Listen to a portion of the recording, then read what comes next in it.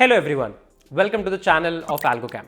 So now on this particular channel, we are actually releasing a series on data structures and algorithms where we are going to talk about some of the most important data structures and algorithmic topics which are extremely important for your upcoming software engineering interviews. Apart from that, these are some of the I would say topics that are very helpful in your day-to-day engineering job as well. We have already released a couple of series around searching, right? And we got a really good response on that. And from here, we are going to put really some awesome content around DSA. In most of these lectures, we will try to ensure that we focus on the intuition building aspect of the things, that how you are able to think about something, what are some of the things that people actually neglect but are going to clear some of the really important fundamentals. We are going to see coding implementation, but trust me, my focus is not going to be on the language delivery aspect of the things, that okay, you have to code this in C++ or Java. A lot of problems we have coded in multiple languages. Maybe some of the problems will be in C++, some will be only in JavaScript. I believe if you are somebody who is preparing for an interview, language in 2025 should not be a constraint, because most of the people can actually use ChatGPT to do language conversions. So my motive here is to make sure that you understand the concept in depth. You actually see how exactly somebody might have thought about the problem when they were carving out the problem, what can be some initial thought process, how you can actually drive yourself towards the solution. I believe these are going to be some really important videos that will be really helpful for your upcoming career. So do let us know what is your feedback. We are going to release a lot of more topics. Do let us know what all topics you want to have first, right? And the feedback is going to be important. Also, in case you are actually thinking to level up, you want to learn things with respect to low-level design, high-level design, overall system design for interviews, or you are somebody who wants to do project development in Spring Boot, you want to learn advanced Spring Boot concepts, or let's say advanced Node.js concepts, then we have a lot of courses, live courses running on algocamp.io. So you can check out the website courses.algocamp.io/learn, and there are a lot of courses that are actually listed. A lot of great discounts are actually going on all the courses as well. Do check them out. For each and every single course, we are going to add you to a dedicated Discord community where you can get your doubts resolved as well. All of the courses, we have made sure that we talk about things from the very beginner to the very advanced level that is going to help you level up in your career as a software engineer. So that being said, let's start the video without any further delay. So today we are going to talk about programming paradigms. Programming paradigms, right? What is a programming paradigm? So actually there are different, I would say, sections in which you can actually divide algorithms, and we should say, instead of programming paradigms, a better name should be algorithm paradigms. Algorithm paradigms, right? So first algorithmic paradigm is actually brute force, right? Where whenever you actually try to solve a problem, you don't actually optimize on anything. You try to find all the possibilities that can go. You'll try to find all the possibilities that can go, and then based on all of those possibilities, you try to find a solution, right? That's technically a brute force solution. If you talk about point number 2, the second algorithmic paradigm, then second algorithmic paradigm is greedy. What is greedy?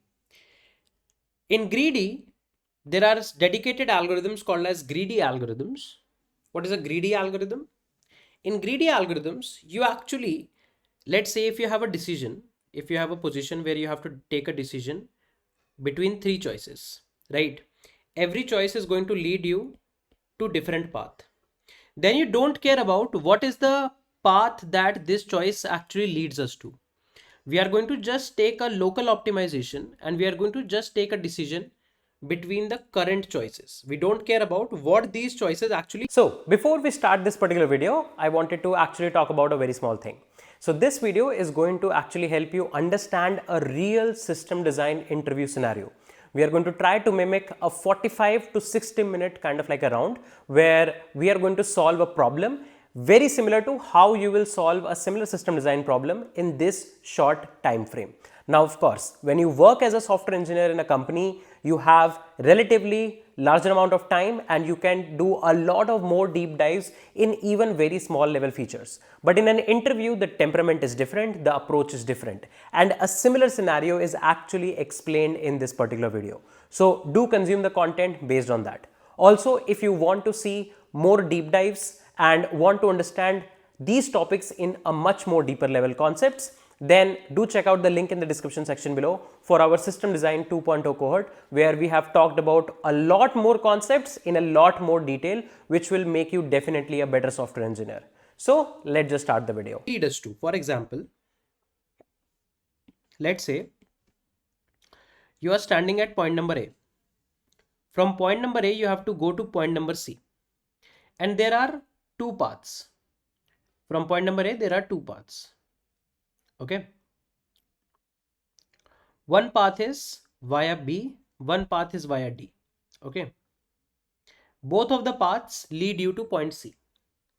The distance between A to B is, let's say, 5 units. Distance between A to D is, let's say, 10 units. Right. But the distance from B to C is 6 units, or let's say 8 units. And distance from D to C is, let's say, 1 unit. And you are standing at A and you have to decide from what path you should go to C. Should you take B or should you take D? Technically, if you see, then the path of D is actually beneficial because the total units that you have to travel is 11. Whereas the path via B actually takes 13 units. But in a greedy algorithm, what you're going to see? Standing at A, you don't know what is beyond B and beyond D. You can only see that from A I can go to B and from A I can go to D. Right? So which is a better path? If I just see from A to B and A to D, the better path is A to B. So we are going to pick A to B and we are going to go via this path and not via this path.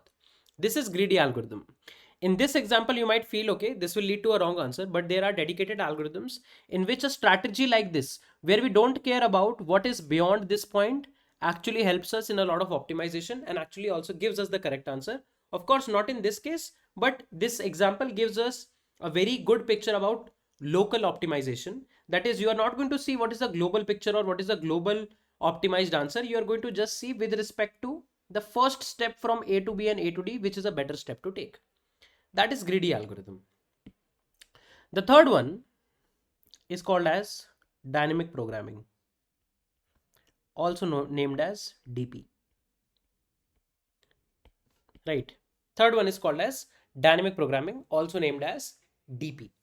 In DP, what actually happens is DP is more or less an optimization of brute force. DP is an optimization of brute force. That in DP you don't care about local optimization. If the same problem is going to be given to DP, DP is going to explore both of the paths, right? It's not going to take a local optimization call like a greedy algorithm. It's going to see what's the best path overall. It is going to see the global optimum, right? Now you might feel like brute force also does that. Brute force will also see all the possible paths and then give us the answer. What is the difference between DP and brute force? DP is actually an optimization on brute force. In some cases, you might feel that there are a lot of repetition of calls that might happen. For example, if I take the case of Fibonacci. In Fibonacci, for calculating f of 5, you call f of 4 and you call f of 3. Then to calculate f of 4, you call f of 3 and f of 2. Can you see? F of 3, that is the third Fibonacci, is getting calculated twice, right? So here we are applying brute force, that is we are trying to find all possible paths. But in dynamic programming, what we will do, we will actually see that if there is a set of repeated calls, if there are repeated, I would say calculation, we are going to avoid that repetition, right? We are going to calculate f of 3 only once and then use the same answer of f of 3 here. We don't want to go to again the tree of f of 3, that is f of 2, f of 1, f of 2, f of 1. We will not be going this like recursively down here. We will just use the same answer again. That is dynamic programming. So dynamic programming also actually takes the global optimization, but it tries to prune up the calls which are repeated. And finally, we have divide and conquer. Finally, we have divide and conquer. What is divide and conquer? In divide and conquer, actually we try to divide our problem into smaller problems. We try to solve those smaller problems, and based on the answer of the smaller problems, we build up the bigger problem. That is divide and conquer. Now you might feel like, sir, calculation of Fibonacci also does the same thing only. That it divides the problem into multiple problems and then gets the answer of the smaller problem. And using the answer of the smaller problem, it generates the answer of the bigger problem. So isn't it brute force? Is it a divide and conquer solution? Fibonacci is still a brute force because there is a very significant difference between brute force and divide and conquer. In a divide and conquer solution, there is never repetition of calls. For example, here in Fibonacci, you can see f of 3 got repeated twice. That's why I use dp to optimize brute force. But in divide and conquer, there won't be any repeated computation. That's the main selling point. And a lot of people might even ask you that Fibonacci also divides your problem into two sub-problems, calculates the answer of the two smaller sub-problems, and then generate the answer of bigger problem. So why we do not consider the recursive Fibonacci as a divide and conquer solution? We don't consider that because there is repetition. In divide and conquer solutions, we don't expect any kind of repetition. So these are 4 algorithmic paradigms, and we are going to actually focus on divide and conquer today. You will also find people calling it as DnC, right? So we are going to talk about divide and conquer. We're going to see what it takes, and we will see an example algorithm for divide and conquer that we have already learned till now. And using that algorithm, we are going to understand what is the meaning of divide and conquer. Now, let me give you an example of a DnC algorithm. Example of a DnC algorithm is merge sort. Merge sort is a divide and conquer algorithm. Few other examples of divide and conquer algorithms are quicksort, binary search. We are going to talk about them later. But merge sort we have already learned. What is merge sort? In merge sort, you have been given an array, and the expectation is that you will sort this array. You divide the array into 2 equal halves. You sort one half, then you sort the other half. This is the process of division. And then based on these 2 halves, you actually merge these 2 halves to actually sort the original half. That is the step of conquer. Can I say that? And if you see, this division never leads to repetition. Like there is never going to be a range of the given array that is going to be sorted again and again, right? Let's see. For example, let's say we have a small array like this. 5, 4, 3, 2, 1, 0. Okay. You divide it into 2 parts. 5, 4, 3, 2, 1, 0. You again divide it into 2 parts.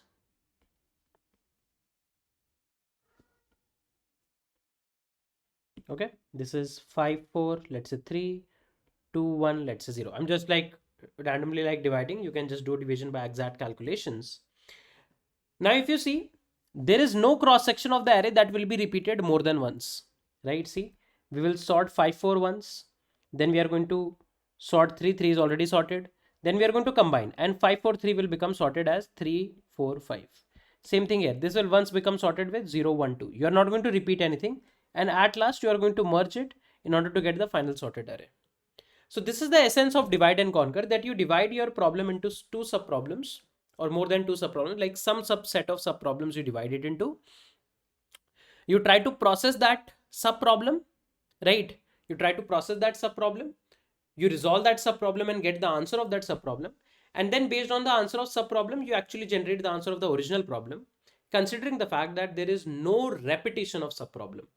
There is not going to be any sub-problem that is going to get repeated.